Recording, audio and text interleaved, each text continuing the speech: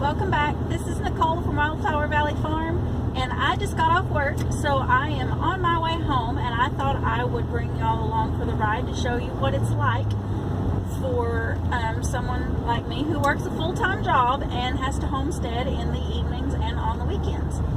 So I'm just going to take y'all with me this evening and show y'all what a typical afternoon after work looks like for me.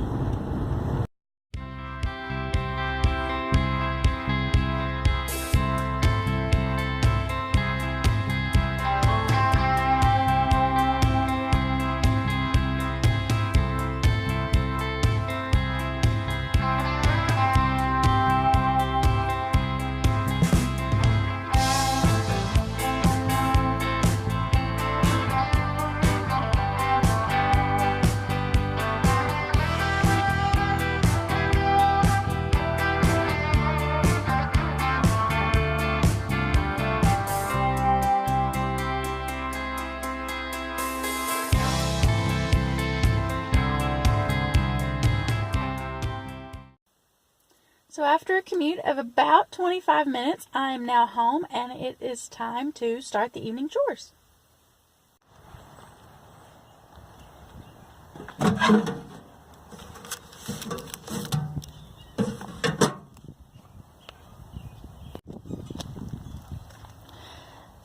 Y'all, look at my front yard.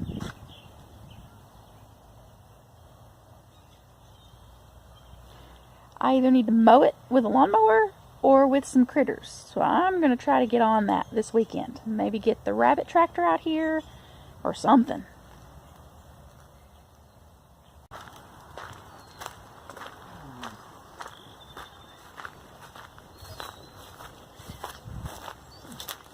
So one of the first things I usually do is feed the cats, and they are here waiting for me to do that.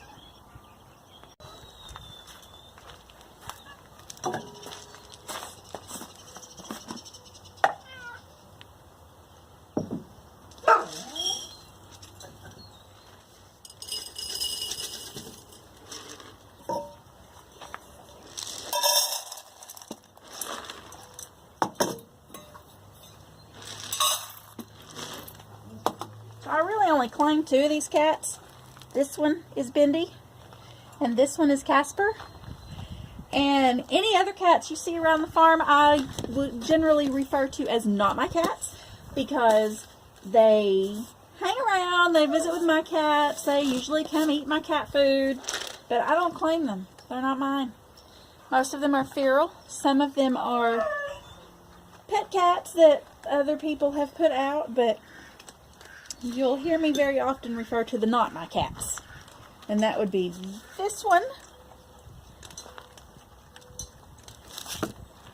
And that one. And there is a black one around here somewhere that you have probably seen in some other videos.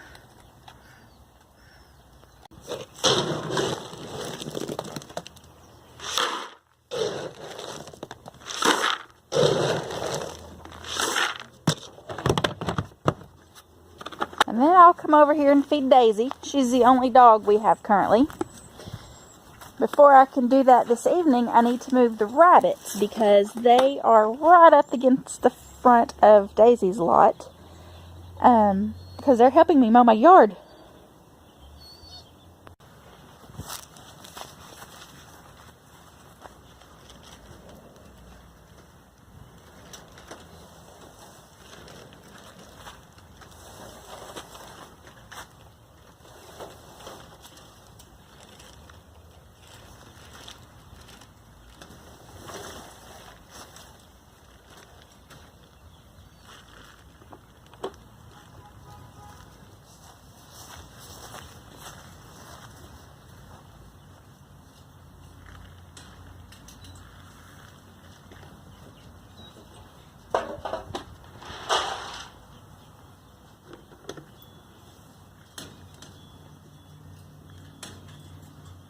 Here is the black cat that I was speaking of, that I refer to as one of the not my cats.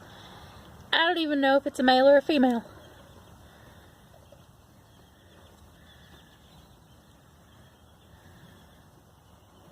So being right up against the dog lot must have made the rabbits a little bit nervous, because as you can see, all of this grass here they ate down pretty well. And this grass here, it kind of looks like they didn't even touch, which they would have had to be far enough forward in their cage to where they were almost up against the door, the gate here of Daisy's dog lot. So I can understand why they might be a little nervous about eating that particular spot of grass. Here is a prime example of why you want to have the wire on the bottom of your rabbit tractor if you have one like mine. This hole right here, they have been digging a little bit today. Because of the size of the wire that is on the bottom of my cage, that right there is the biggest hole that they would even be able to dig. So that prevents them from trying to dig out. So the next thing on my list of evening chores is to tend to these chicks. And it looks like they still have plenty of water left, so I won't need to do that this evening. I will just give them some more food because they're almost out of that. And then when I check them in first thing in the morning, I will probably need to give them water at that time.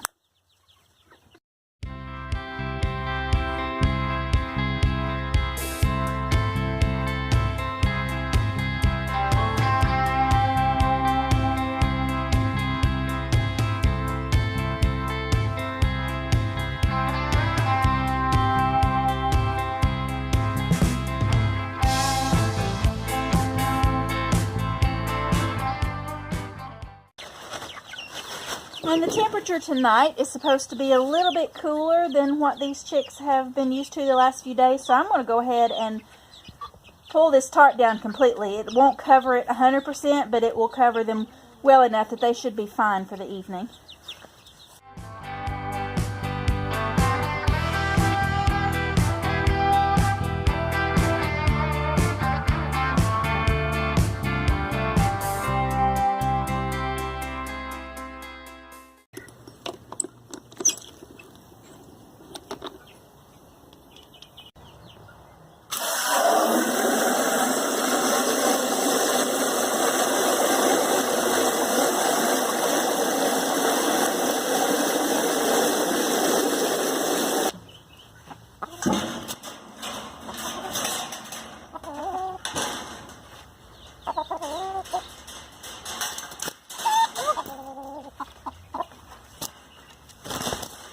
Now, Rooster, you start flogging me and you might have to go somewhere else to live.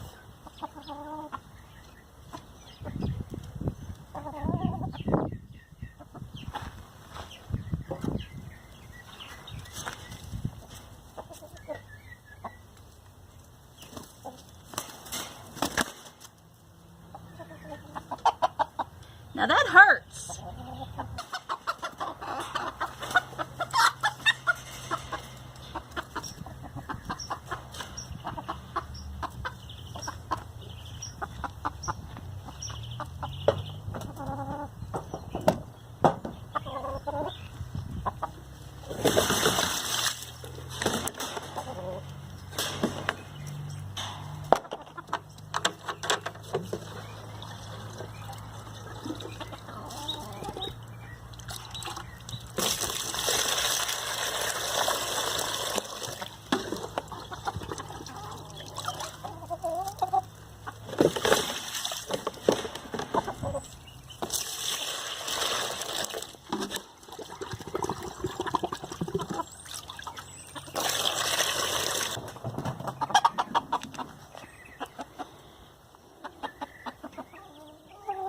And that rooster brought blood when he attacked me.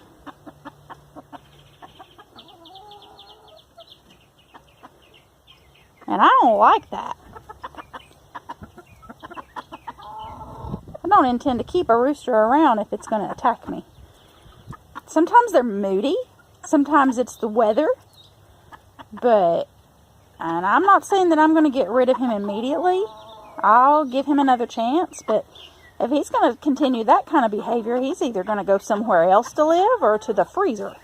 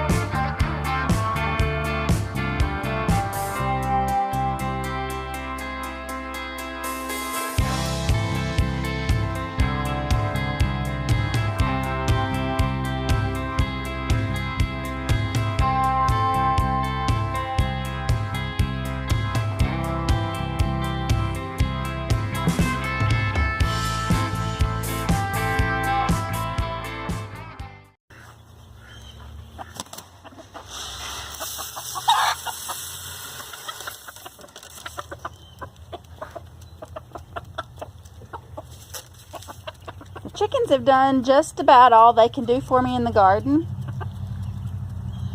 So I'm feeding them a little more than I have in the past just because they're not getting as much from the garden. But all I'm feeding them right now is my own mixture of scratch feed.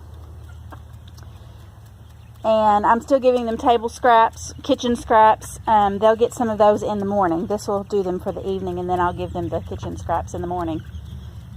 And very soon I may be moving them into a different pen so that I can get them off of the garden. And if that rooster isn't nice to me, he may just go somewhere else. Like off of the property somewhere else. And the final thing I'm going to do this evening is check the raised bed looking for sprouts of any sort. I still keep pulling up maple leaf sprouts.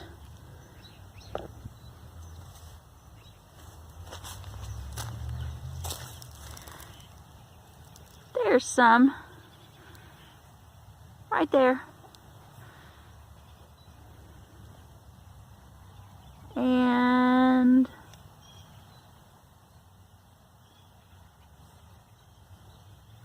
right there. Of course the camera went blurry. Right there. Those are radishes that have sprouted. And then we'll walk over here and see if there are anything else.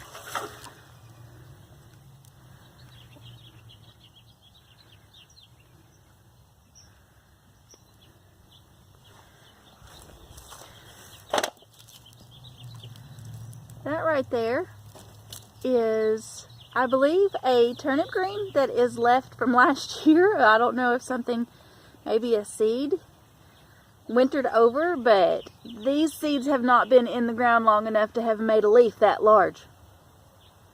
But I am going to leave that there long enough to figure out what it is and if it's something edible. And I see some green in there that would be carrots. I don't see any of the chard coming up yet. There are some more carrots. Those little green sprouts in there. Once these plants get up tall enough that they are reaching the wire, I will be able to completely move the wire, because by then the plants will be large enough that the cats won't mess with this anyway.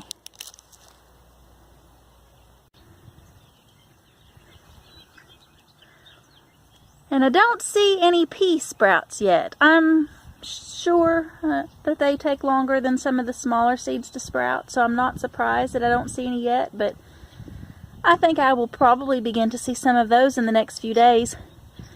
This colder weather today and tonight, it's not really cold, just colder, will probably slow it down some, but maybe by first of next week. Today is Friday, so maybe by Sunday or Monday. We got some really, really good rain yesterday evening and last night, so that will help a lot. I know in my own experience that plants and seedlings prefer rain to my hard city water, which is what I have to water things with. So hopefully that rain will help move things along. So as you can see, it typically doesn't take me very long to take care of the evening chores once I get home from work. It took me a little longer this evening than it normally does because I was filming. But normally it takes me about 15 to 20 minutes, as long as there are no unforeseen surprises when I get home. I still have to take care of the little chicks that are inside, but that won't take me more than 2 or 3 more minutes than what I've already spent out here. So once I'm finished with the outside chores, that if there's enough daylight left, that gives me time to work on some small projects outside, or just go on in the house and cook supper and spend time with my family. So that is what a typical afternoon looks like at our house. You know, like I said, it takes me about 20 minutes, well, closer to 25 usually, for my commute home, and then 15 to 20 minutes to tend to the outside chores, so that's not so bad. If you haven't already, be sure and click that subscribe button down below, and don't forget to comment down below if you have any questions or comments, things that you would like for us to to hear from you because we do read all of your comments. I want to thank you for watching today's video, and we will see you in the next video.